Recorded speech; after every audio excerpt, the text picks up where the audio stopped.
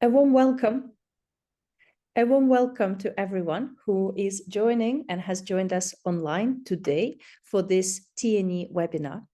In the next 30 minutes, we would like to present to you the findings and political takeaways from a new report into the European battery supply chain that we published a few weeks ago, as well as have a discussion with Evan from Benchmark Minerals Intelligence to get their take on what is going on. And then we will also have time for your questions. So do please submit your questions via Q&A button that you can see below on your screen. So without further ado, let's get going. I think we all know what a big geopolitical race is really happening in the world to secure the green technologies for the energy transition of the future, with batteries and minerals that go into them really at the epicenter of that. Some, like Benchmark Minerals Intelligence, also actually call it the battery arms race, which we really see unfolding. I think it's really important to highlight that some, like China, have started this decades ago.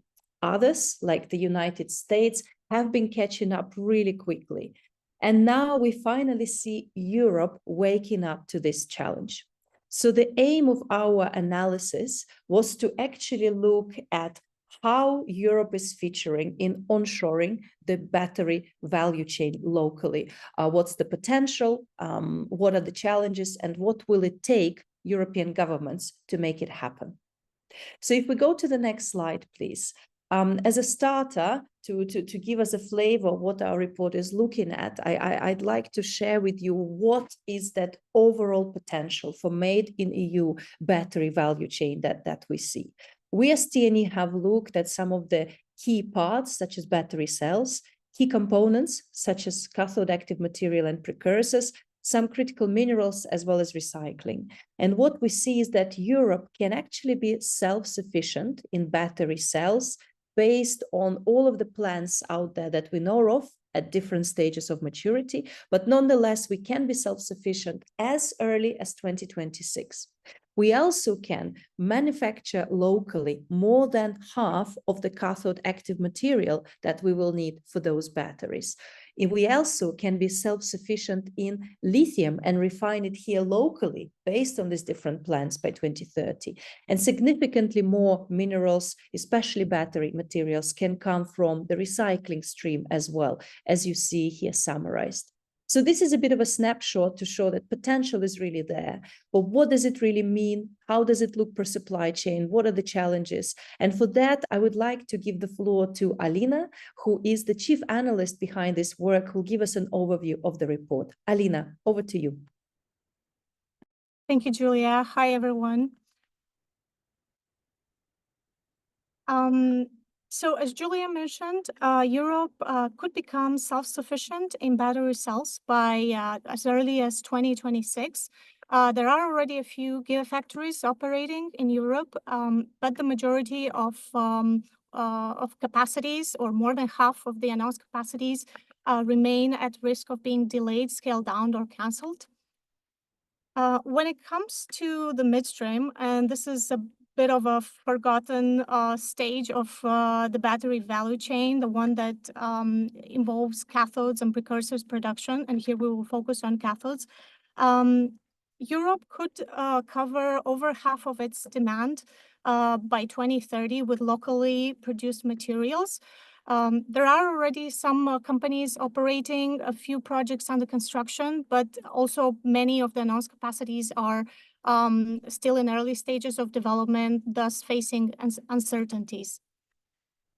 In lithium refining, Europe can fully meet its demand with locally refined lithium by 2030 if we take all the announced capacities and compare them to the future demand. But again, many of these projects are in extremely very early stages of development, and they will also require funding, they will require skilled labor, and as well security of raw materials. Onshoring the battery value chain also provides significant climate benefits. For example, battery packs that contain cells, cathodes, and raw materials produced in Europe result in 37% reduction in carbon footprint compared to batteries made in China, or even 62% reductions compared to China if produced with predominantly renewable energy in Europe. Onshoring the battery value chain has also the potential of job creation. So the T&E analysis shows that the project pipeline for building capacities to produce battery cells, cathodes, lithium, and battery recycling capacities could generate up to 190,000 direct jobs by 2030 across Europe. In terms of costs, Europe does have some of the highest OPEX and CAPEX globally. So building the announced capacities for cells, cathodes, and lithium, for example, will require overall investments of over 200 billion euros in CAPEX and over 60 billion euros in annual OPEX across Europe. When we focus on the EU specifically, if the EU aimed at matching the US IRA in terms of OPEX for cathode and lithium production, the EU would need to provide funding of 2.6 billion euros on an annual basis. And I will let Julia conclude with some policy takeaways. Yes, thanks a lot, Alina, for taking us through some of the key findings, and we hope we'll have a more of a discussion on and if you have any questions on some specifics, please do add your questions. So we clearly see that there's quite a bit of potential around different supply chains, as Alina mentioned, and then also lots of benefits from that, but it will really not be easy to onshore that supply chain to Europe. And what we really see more and more, especially amidst such a big global race, is that Europe really either needs to double down on its efforts when it comes to building this value chain and industrial policy, including measures that are maybe not so popular or conventional, or we just go home and we accept that this energy transition will be an imported one. So what are those key political necessities in our view to double down on industrial policy? We'd like to highlight three as T&E. Number one, we do believe that using the power of our large single European market is critical. When we create signals for that market, investors follow. So having, in this case, talking about batteries and supply chains, having strong electric vehicle policies, such as the 2035 phase-out decision for combustion engines, is really critical because it creates that investment certainty that there will be market for these products locally. So not questioning the existing policies such as 2035 decision, and on top adding more policies to accelerate the EV markets. For example, stronger corporate fleets electrification is really important. The second important policy takeaway is the necessity to add on top of those demand policies, local made in Europe requirements.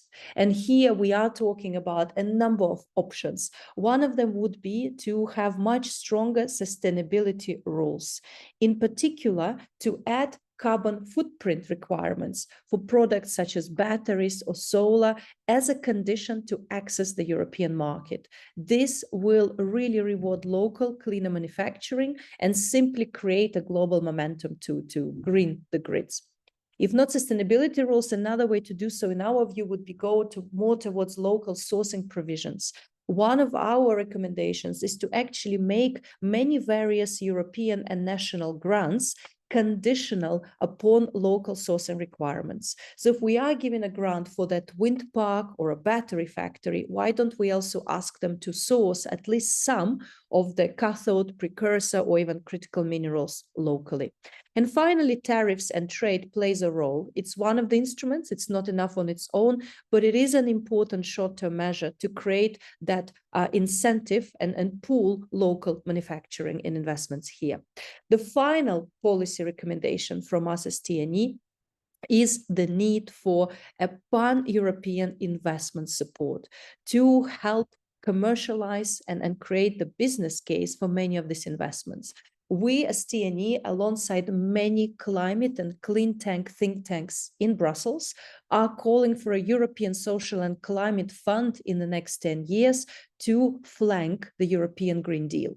This should include a specific European Green Industrial Fund, which we do want to prioritize, notably battery supply chains, everything from recycling to midstream processing to battery cells, so that value chain that Alina was highlighting. But we also want to create and accelerate the existing instruments and use them better, notably beef up the European Innovation Fund, which we already have, but we can use it with more money and do it simpler.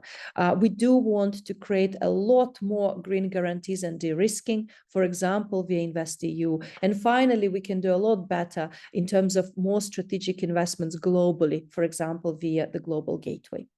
So this is a summary of the potential challenges, but also political necessities that we see as Europe moves to build its supply chain.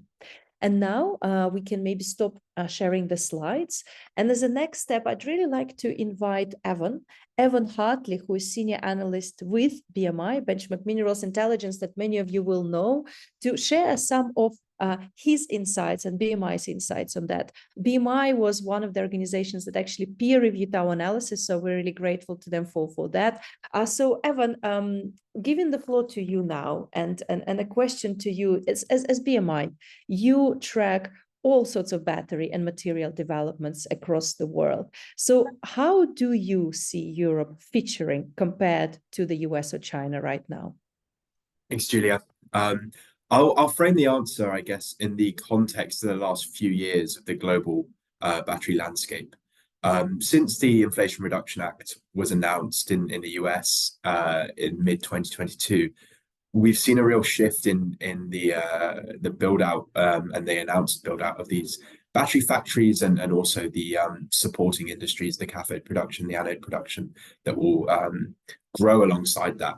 And what we've seen is the US's pipeline capacity, its announced battery capacity, grow by over 80%, whilst Europe's has only grown to be by about 35%. And what that means is now the pipeline capacity for battery cell production in Europe and North America is on par. However, in the same period, China's pipeline capacity only grew about 30%. Obviously, some of that is down to its already quite massive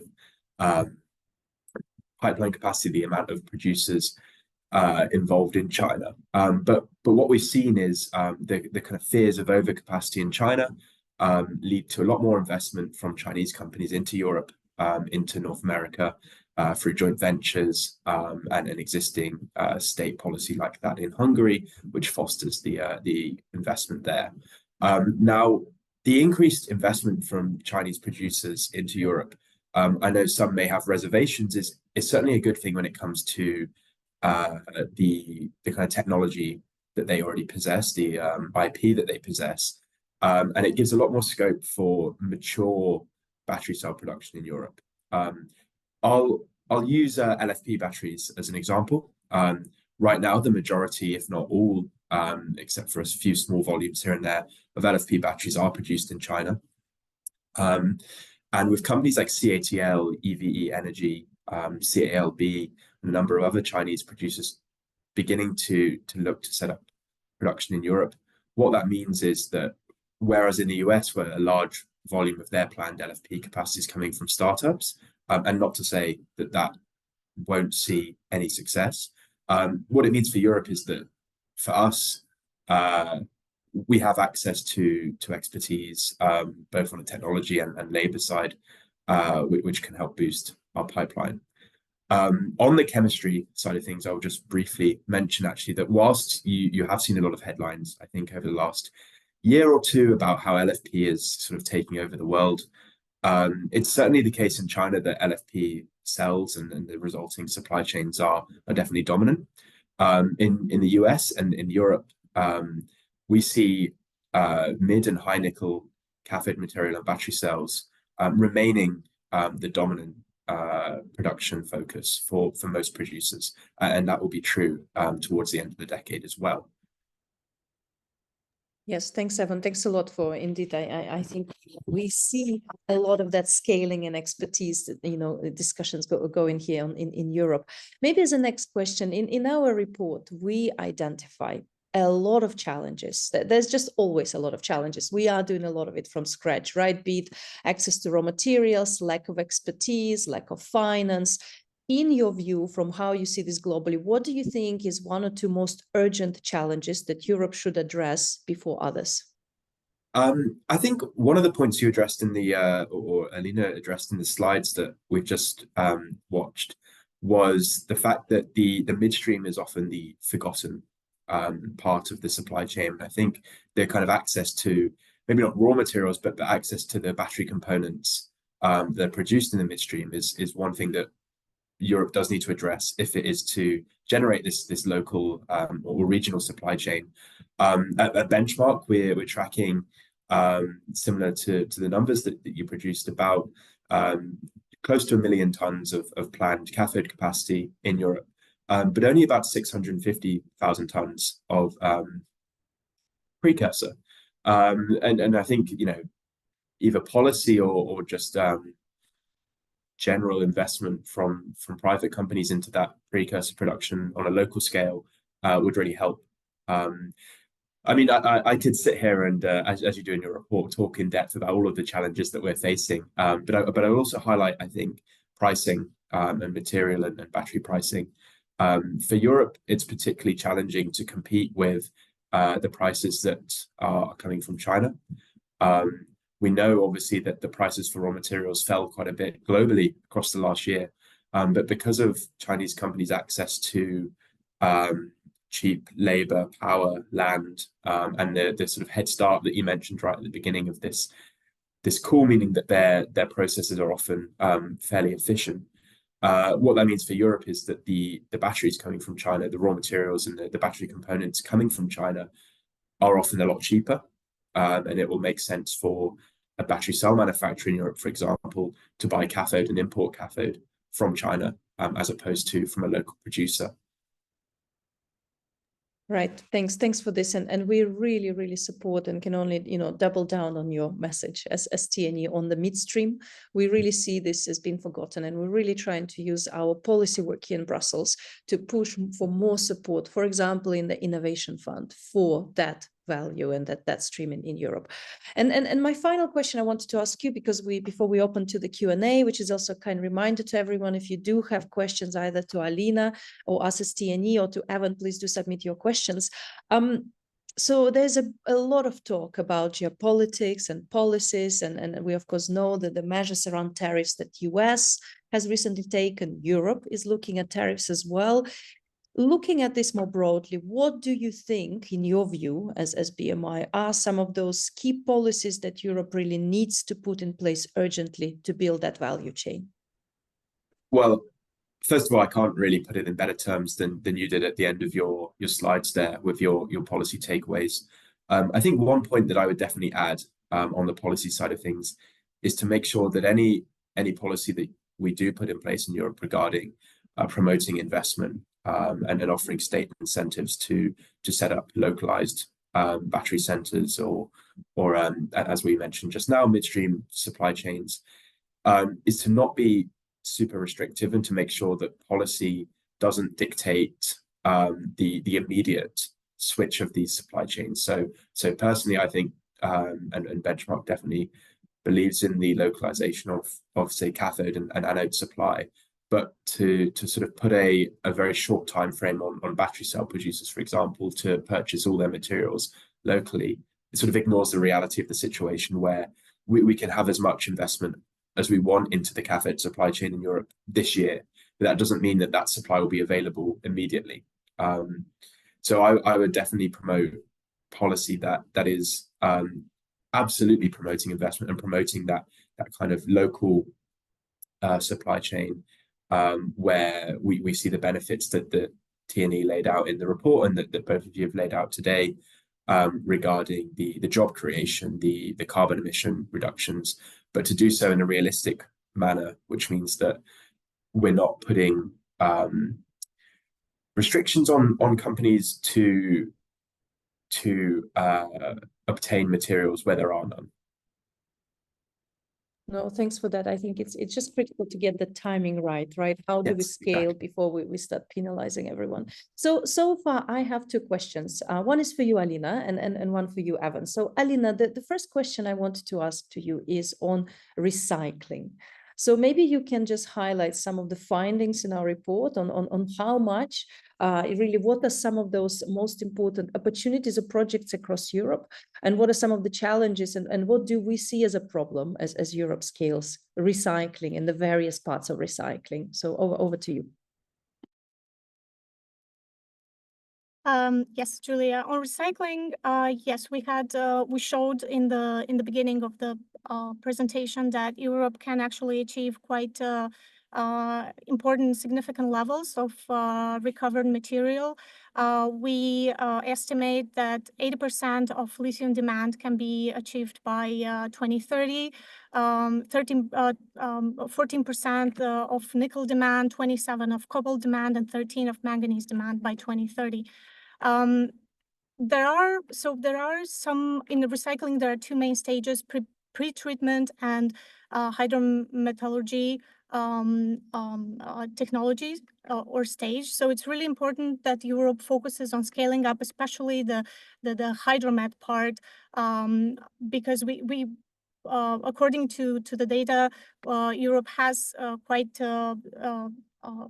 significant, or has sufficient capacities built in the pre-treatment stage, but insufficient in the material recovery. That means that black mass, for example, is the intermediate product, leaves Europe for being reprocessed and reused in batteries in China, in Asia, let's say. So this is an issue for Europe. It's a missed opportunity for Europe to get back some of the raw materials for batteries. So it's important that as Europe is scaling up capacities in battery recycling, it does it in an integrated way where we have both capacities for pre-treatment of batteries, end-of-life batteries, as well as capacities for the material recovery. So this is the bottleneck currently. Some of the bigger companies in material recovery that plan capacities in Europe are Umicore, Northvolt in Sweden. Aurubis has plans in the long term, and also Glencore announced the last year that they might open a hub. And there are many companies, but they need to scale up and to accelerate the building of these capacities. Thank you. Thanks very much for this answer. And indeed, we as T&E see that the implementation of the Critical Raw Materials Act is a great opportunity to indeed prioritize those integrated recyclers. Evan, in the meantime, I actually have two questions to you. So maybe starting with the first one, which is from Martin from Bellona. Following up on what you were saying about midstream, Martin would like to know what, in your view, are the main bottlenecks in regards establishing that European capacity for midstream? Yeah, great question. I think there's a few points there, and they kind of mirror the challenges that came out of the report in general. But I'll start with expertise and technical expertise. You have a lot of the larger producers globally for cathode material and anode material as well, based in China, Japan, and South Korea, where these companies have spent many years building up large-scale manufacturing hubs. And they have, their R&D centers based there. They have the large labor pools of sort of domestic workers based there, and exporting that expertise and that kind of established process is not only challenging from a logistic perspective, but also economically, when there are no restrictions on importing cathode material from China or Korea. It doesn't make a whole lot of sense from a strategic point of view.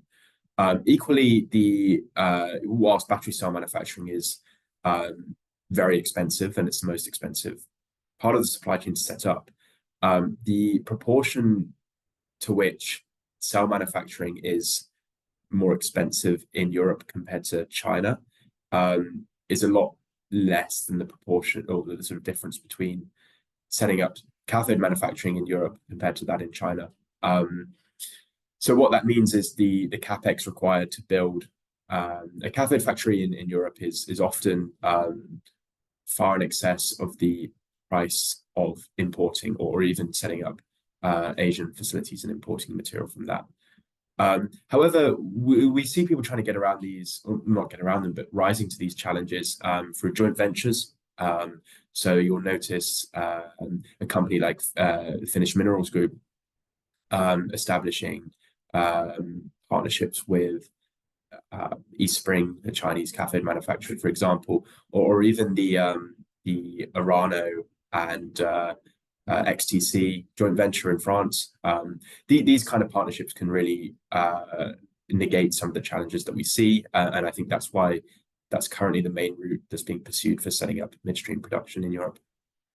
Thank you. Thanks a lot for sharing that insight. So we only have about 3 minutes left. So there's one more question to you, Evan, and then I'll pick up the final question. And if anyone wants to comment on with me alongside, of course, very, very welcome. The other question that was raised, Evan, is a question: why does Europe focus on NMC batteries as opposed to LFP? There's obviously a bit of history here, but maybe some insights from you on that. Well, a lot of it comes down to the automakers.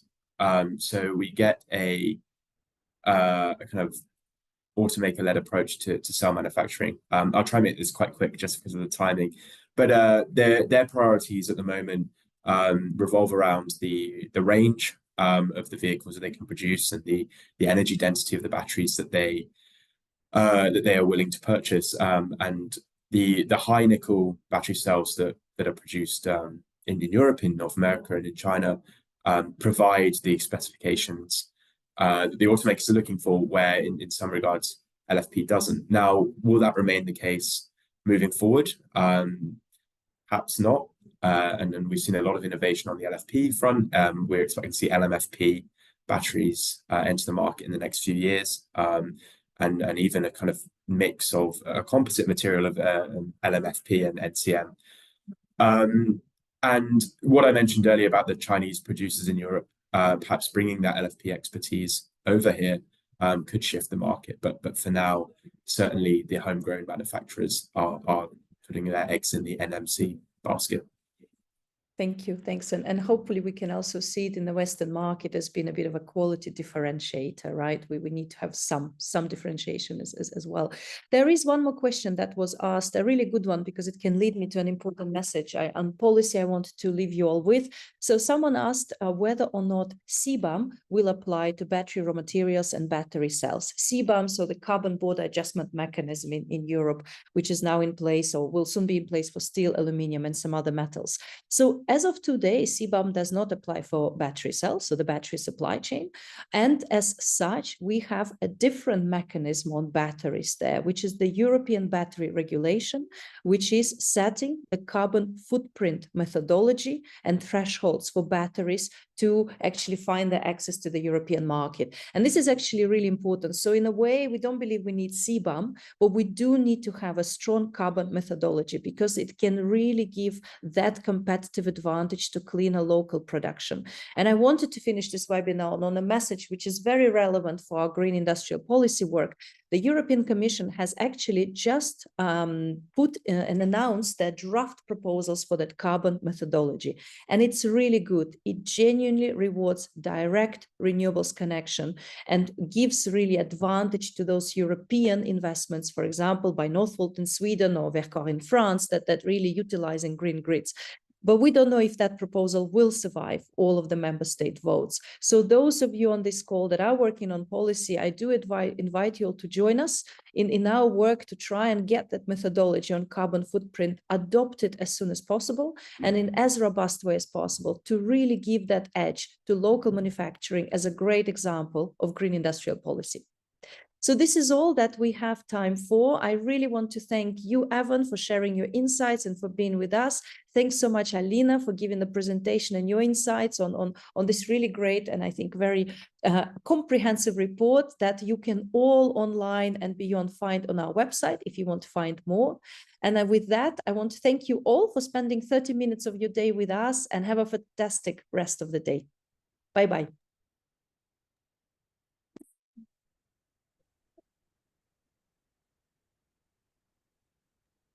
Thanks a lot. I think we're no longer. I hope we're no longer.